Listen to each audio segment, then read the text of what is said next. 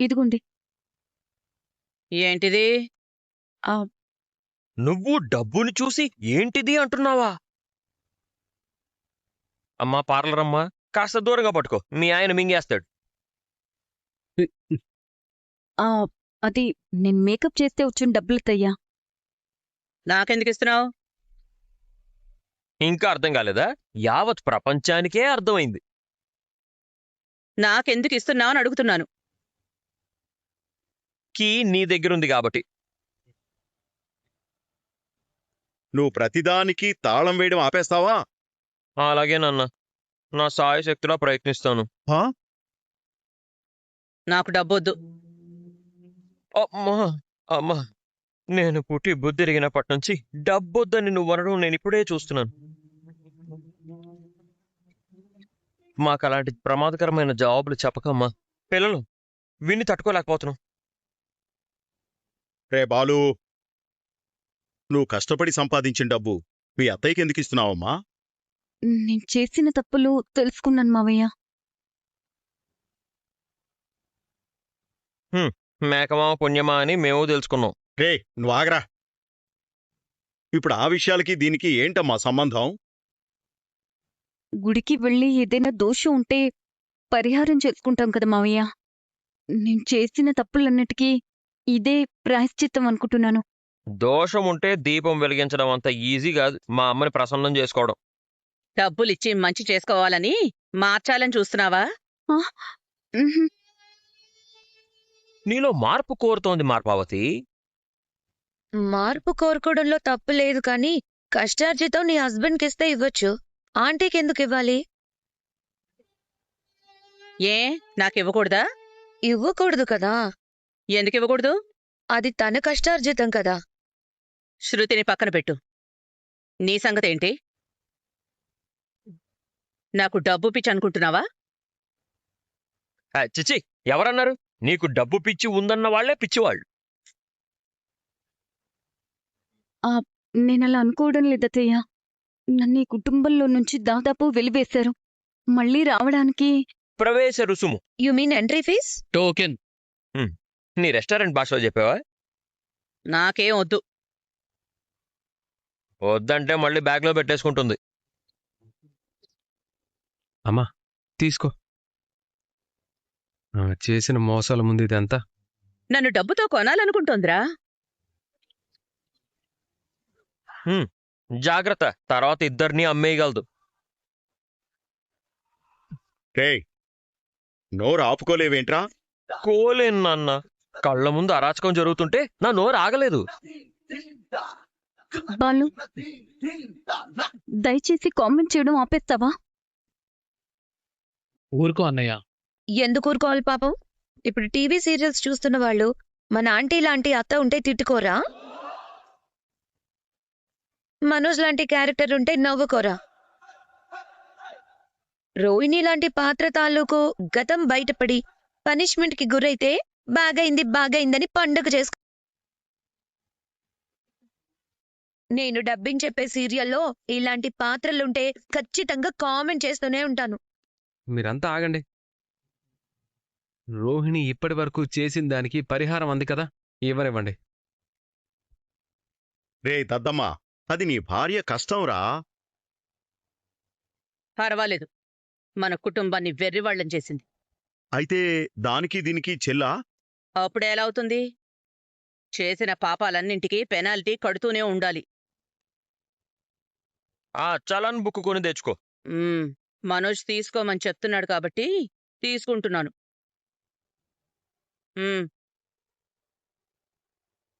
జాగ్రత్త, 4 గింజలేసి కోడినెత్తికెళ్లే వాళ్ళు ఉంటారు. వాడు చెప్పాడు కాబట్టి తీసుకున్నాను, కానీ నేనేం డబ్బు కాసుపడే రకాన్ని కాదు. అవును పాపం, మలేషియా నుంచి ఏమీ తెమ్మని పార్లరమ్మని పోరు పెట్టనే లేదు. చిచ్చి, ఆస్తులు ఎప్పుడొస్తాయని కూడా అడగనే లేదు. ఆస్తుల కోసం చూస్తేనే కదా అస్థికలు తెచ్చి చూపించారు.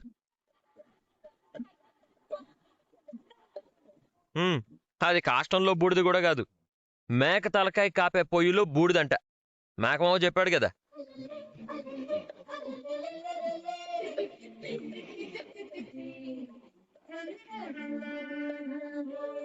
ఒక్కసారి అటు చూడండి.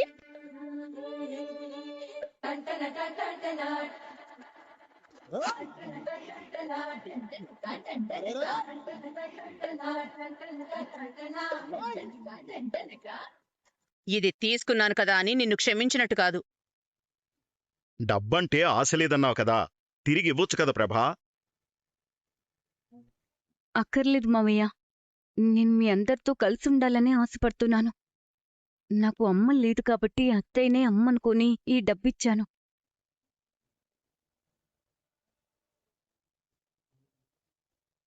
పార్లర్ అమ్మ సిక్సర్ కొట్టింది.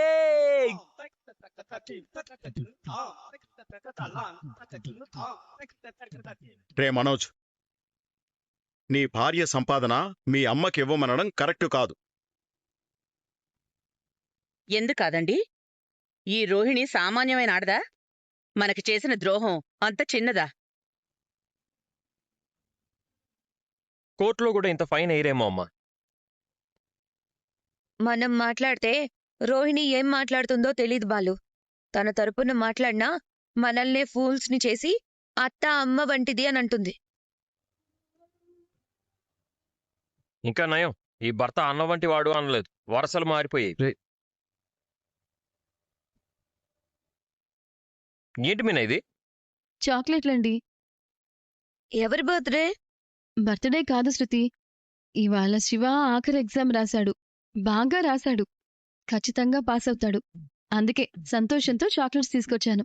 అవునా? అయితే శివ డిగ్రీ హోల్డర్ అయిపోతాడన్నమాట. డిగ్రీ ఉంటే ఎక్కడైనా బతకచ్చు కదరా. ఎగ్జాక్ట్లీ. ఏంటి, నీ తమ్ముడేదో కలెక్టర్గిరి చదివొచ్చినట్టు అంత మురిసిపోతున్నావు? ఇక్కడ చూడు, 20,000 రోహిణి. నువ్వు రూపాయి చాక్లెట్ తెచ్చావా? 20,000 ఇస్తే ఎందుకు తీసుకుంటున్నారు? అది రోహిణి సంపాదన కదా. నువ్వు మళ్ళీ పుల్లలు వేయకు. మావయ్య, చాక్లెట్ తీసుకోండి. ఆయనకి షుగర్ ఉంది, వద్దు. సరే, మీరు తీసుకోండి. వద్దు. నాకు షుగర్ రావాలనుకుంటున్నావా? ఇదిగో మీ ఆయన కూడా ఇవ్వు. శివాకి కంగ్రాట్స్ చెప్పు.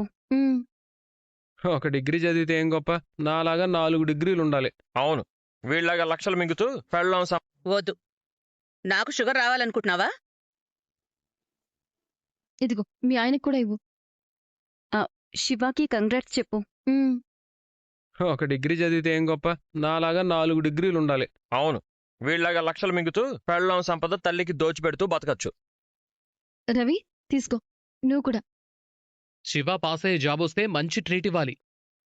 తప్పకుండా రవి, బిర్యానీ చేసి పెడతాను. మీ తమ్ముడు కూడా సుమతిలాగే ఫస్ట్ క్లాస్లో పాసై మంచి ఉద్యోగంలో చేరతాడు. మీ నాన్న కల నెరవేరుస్తాడు. మీ అమ్మని సంతోషపెడతాడు. విన్నావా మావతి? కుటుంబం అంటే అది.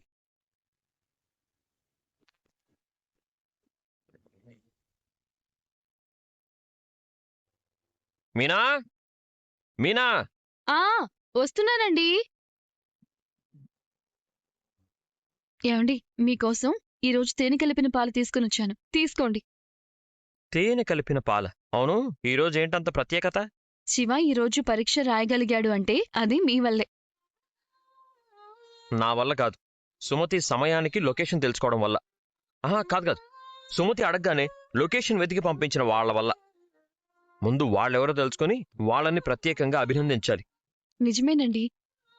ఈ విషయంలో గుణా నుంచి శివాని కాపాడిన మీరు ఒక మహానుభావుడిలా కనిపిస్తే ఆ లొకేషన్ పంపించి సాయం చేసిన వాళ్ళు కూడా మహానుభావులే. అడుగుతాను సుమతిని.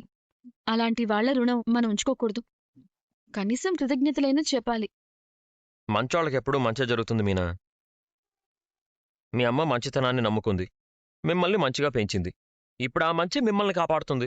అదే మా అమ్మ చూడు, ఎప్పుడు ఎవరిని తిడదాం, ఎవరిని విడగొడదాం, ఎవరిపై పెత్తనం చేద్దామా అని చూస్తూ ఉంటుంది. కాబట్టి ఆవిడ జీవితంలో ఏ రోజు ప్రశాంతంగా తృప్తిగా ఉండలేకపోతోంది. అత్తయ్యని అలా అనకండి. ఎంతైనా ఆవిడ మీ అమ్మ. కొడుకుని నేనే ఇలా మాట్లాడుతున్నానంటే ఇంక ఊళ్ళో అమ్మ గురించి అలా మాట్లాడుకుంటున్నారో ఆలోచించు. అత్తయ్య అంటే గుర్తొచ్చింది. ఆ 20,000 ఎక్కడివి? అప్పుడే పార్లర్ అమ్మ తెచ్చిచ్చింది. ఎందుకు? కుక్కకి బిస్కెట్లు ఎందుకు వేస్తాం? మచ్చిక చేసుకోవడానికి. ఆ, పిల్లలకి చాక్లెట్లు ఎందుకు వేస్తాం? వాళ్ళు మనతో బావుంటారని, తొందరగా దగ్గరవుతారని. పార్లర్ అమ్మ కూడా అందుకే ఇచ్చి మచ్చిక చేసుకుంటుంది. డబ్బిస్తే అభిప్రాయం మారిపోతుందా? అమ్మకి మారిపోతుందని నమ్మకం. ఈవిడికి డబ్బు పిచ్చి కదా, ఆ బలహీనత మీద బలంగా డబ్బుతో కొట్టాలని చూస్తుంది. అందుకే ఇక నుంచి నేను సంపాదించే ప్రతి రూపాయి మీకే ఇస్తానని చెప్పింది. అత్తయ్య కరిగిపోయారా మరి? కరగడానికి మా అమ్మ వెన్నగాదు, మైనం. కరిగినట్టే ఉంటుంది, మళ్ళీ గడ్డగడుతుంది. పార్లర్ అమ్మని అంత సులభంగా క్షమించదు. పాపమండి రోహిణి. పాపమే మరి. అసలు ఈ మనోజ్ గాడిలో ఏం చూసి ప్రేమించింది? వాడింత పెద్ద ఎదవని తెలిసి ఇంకా వాడంటే ఎందుకింత తాపత్రయపడుతుంది? అది వాళ్ళిద్దరూ చూసుకుంటారులేండి. మీ కళ్ళకి మీ అన్నయ్య ఎందుకు పనికిరాని వాళ్ళ కనిపించినా రోహిణి కళ్ళకి రాబోయే కాలానికి కాబోయే రారాజులా కనిపిస్తున్నాడేమో. ప్లీజ్ మీనా, మనోజ్ గాడి గురించి అంత గొప్పగా మాట్లాడుకో, నేను వినలేను. ఇంకేదన్నా మంచి విషయం ఉంటే చెప్పు. రేపు ఒక పెద్ద కంపెనీ వాళ్ళు డెకరేషన్ ఆర్డర్ గురించి మాట్లాడటానికి రమ్మన్నారండి. ఆహా, ఇది మంచి విషయం అంటే. వెళ్ళు వెళ్ళు. వాళ్ళు చెప్పిన టైం కంటే 10 నిమిషాలు ముందే వెళ్ళు. నిన్ను చూడగానే వాళ్ళకి మంచి అభిప్రాయం కలుగుతుంది. తర్వాత నీ పనితనం చూసి ఇంకా మంచి అభిప్రాయం కలుగుతుంది. అలాగేనండి. మీరన్నట్టు నా పని వాళ్ళకి నచ్చితే తర్వాత వాళ్ళ కంపెనీ ఆర్డర్లన్నీ మనకే ఇస్తారట. తప్పకుండా నీకే ఇస్తారు మీనా. ఇది కేవలం ఆశ కాదు, నమ్మకం. మన మీద మనకి నమ్మకం ఉన్నట్టే అక్కడికొచ్చిన వాళ్ళందరికీ వాళ్ళ మీద వాళ్ళకి నమ్మకం ఉంటుంది కదా. ఇంకా వస్తారా? అవునండి, చాలా పోటీ ఉంటుందట. అవునా? ఎంత పెద్ద పోటీ ఉన్నా సరే మా మీనాదే పై చెయ్యి. ఏకగ్రీవంగా నీకే వాళ్ళు ఆర్డర్లు ఇస్తారు, చూస్తూ ఉండు. నా పూలగంప గుణవంతురాలు మాత్రమే కాదు, పనిమంతురాలు కూడా. నువ్వు ఎంత అందంగా ఉంటావో నువ్వు చేసే పని కూడా అంతే అందంగా ఉంటుంది. నిన్ను కాదని వాళ్ళకి ఇంకెవరు ఆర్డర్ ఇస్తారు చెప్పు?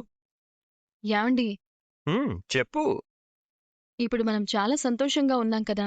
హ్మ్, ఈ సంతోషం ఇలాగే జీవితాంతం మనతోనే ఉంటే ఎంత బావుంటుందో కదా. ఎందుకలా అనిపిస్తుందో? మీరు తాగడం మానేశాక కోపం తగ్గిపోయింది, బాధ్యత పెరిగింది, మనం బాగుపడుతున్నాం. నేను చాలా సంతోషంగా ఉన్నాను. నిజమే మీనా, మనిషిలో మార్పొస్తే జీవితం ఖచ్చితంగా బాగుంటుంది.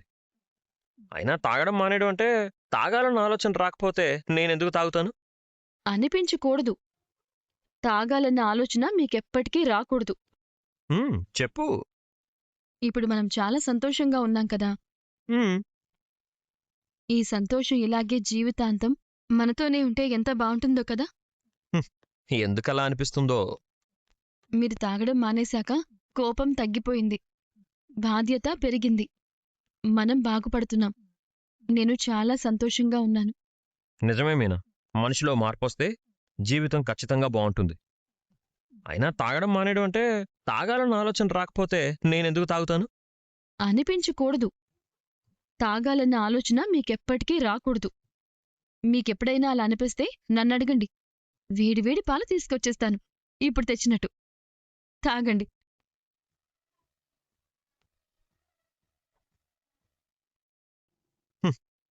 ఒకప్పుడు ఇదే చేత్తో మందు బాటిల్ పట్టుకుని ఇంటికి తూలుతూ వచ్చేవాణ్ణి.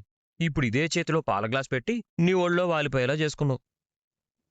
మందు బాబుని మిల్క్ బాల్లా మార్చేశావు. భర్తకి బార్ బదులు భార్య గుర్తొచ్చిన రోజు ఆ సంసారం చాలా పచ్చగా ఉంటుందండి. తాగండి.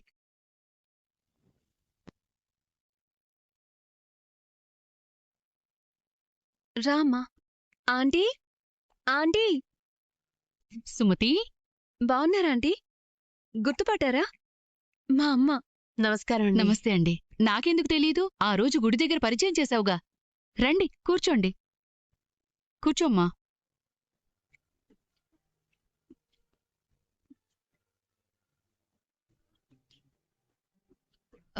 ఇవన్నీ ఏంటి?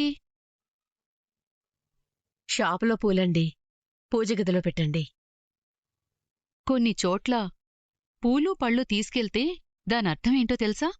ఏంటండి? అరే, మీరెప్పుడొచ్చారు? ఇప్పుడే వచ్చారా? కూర్చో. మా శివ క్షేమంగా ఇంటికి తిరిగొచ్చాడు బాబు. మీరు అడ్రస్ చెప్పడం వల్లే మా అల్లుడు గారు వెళ్ళి విడిపించగలిగారు. అందుకే స్వయంగా మిమ్మల్ని కలిసి థ్యాంక్స్ చెప్పాలని వచ్చాను. అయ్యో, అంత చిన్న విషయానికి థ్యాంక్స్ చెప్పాలా? అది చిన్న విషయం ఎలా అవుతుంది? మా తమ్ముణ్ణి కిడ్నాపర్ నుంచి కాపాడుకోవడానికి మీరెంత సాయం చేశారు. సమయానికి పోలీసులు కూడా పంపారు. అవును బాబు, నువ్వు చేసింది మామూలు సాయం కాదు.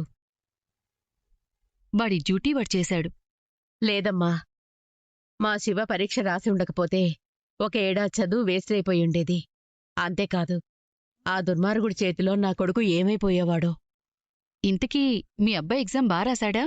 అంతా మీ అబ్బాయి దయవల్ల బాగా రాశాడమ్మా.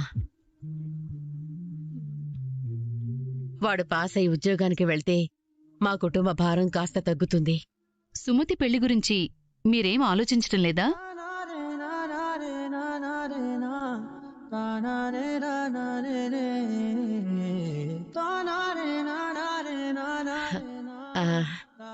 ఆ టైం రావాలి కదమ్మా. అంతేలేండి, సుమతికి మంచి టైం తొందరలోనే రావాలని కోరుకుంటున్నాను. రండి, ఇల్లు చూదురుగాని.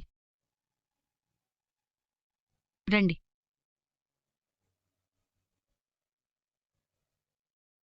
మీ అమ్మగారు వచ్చారు కదా, నీకు నాకు పెళ్లి టైం వచ్చింది.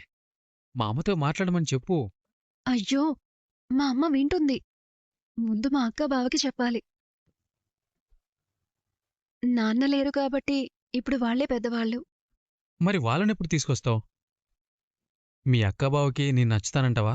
మీరెవరికి నచ్చకుండా ఉంటారు? కాని పెళ్లి మాట ఎత్తితే మాత్రం వాయిదా వేస్తూనే ఉంటావు. రామ్మా, ఇక మేం బయలుదేరుతాం బాబు. ఫోన్ చేసి వెళ్ళండి. ఇప్పుడొద్దండి, మళ్ళీ ఎప్పుడైనా వస్తాం. మీకు కనబడి అబ్బాయికి థ్యాంక్స్ చెప్పిపోదామని వచ్చాం. మీ సుమతి ఒక డాక్టర్లా నన్ను చూసుకుంటోంది. ఇలాంటి అమ్మాయిని కన్నందుకు మీరు చాలా అదృష్టవంతులు. మా ఇద్దరు కూతుర్లంతేనమ్మా. పెద్దదానికి చాలా ఓపిక. సుమతి కూడా చాలా ఓపికే. ఏ ఇంటికి కోడలుగా వెళ్తుందో కాని వాళ్ళు కూడా అదృష్టవంతులే. ఉండండి, ఇప్పుడే వస్తాను.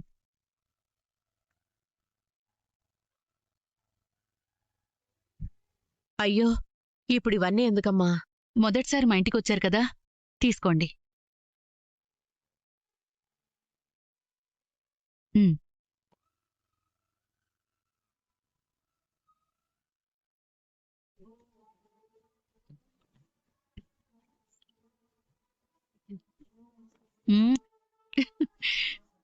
సరేనండి, మేము వెళ్ళొస్తాం. అలాగే.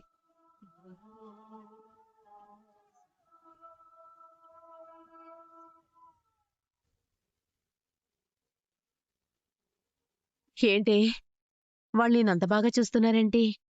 ఆ అబ్బాయి కూడా అందరికి ఇలా. సరేనండి, మేము వెళ్ళొస్తాం. అలాగే.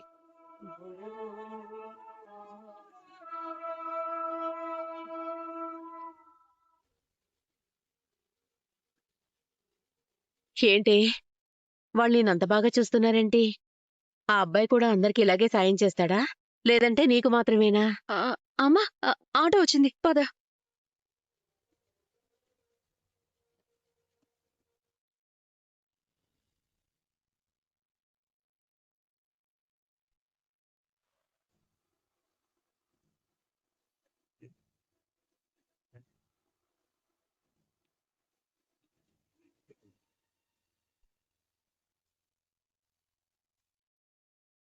ఎండగా ఉందా?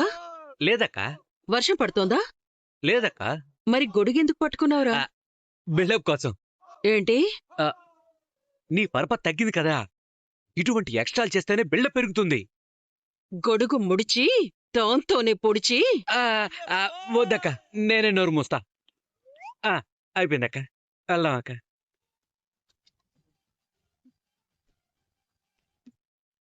అయిపోయింది. ఏంటి? ఈ ఆర్డర్ నీకు రాదు. నీకెలా తెలుసు? అక్కడున్నదెవరు? మీనా.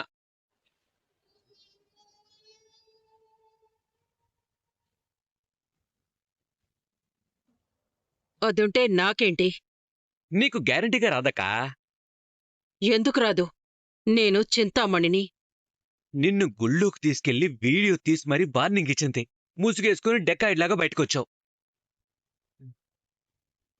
ఓనర్ నిన్ను నోటికొచ్చినట్టు తిట్టాడు. మీనా వాళ్ళ ఆయన, వాళ్ళ ఫ్యామిలీ నిన్ను కొట్టబోయారు. అయినా నీకు బుద్ధి రాలేదా? నేనాడడం లేదు, వాళ్ళంటున్నారు. మీనాతో పోటీపడి గెలవలేవు. పోదాం పదక్కా. గొడిగిస్తావా? ఎందుకక్క? వానా లేదు, ఎండా లేదు. గొడుగేసుకుని వెళ్తే నిన్ను వెర్రిమాలోకాన్ని చూసినట్టు చూస్తారు. రాక వెళ్ళి కూర్చుందాం.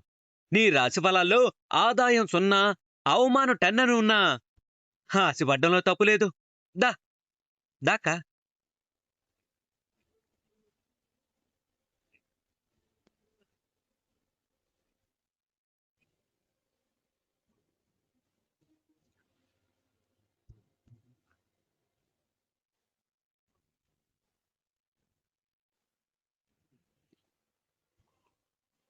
ఏంట్రా నకరాలా?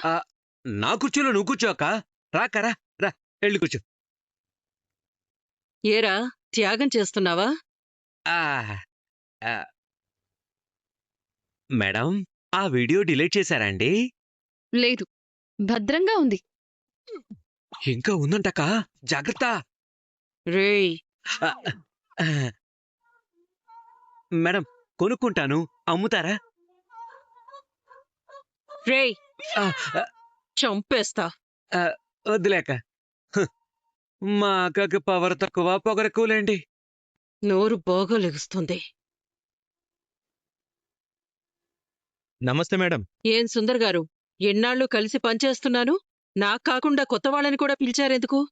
నీలో ఆ సత్తా అయిపోయిందేమో అని.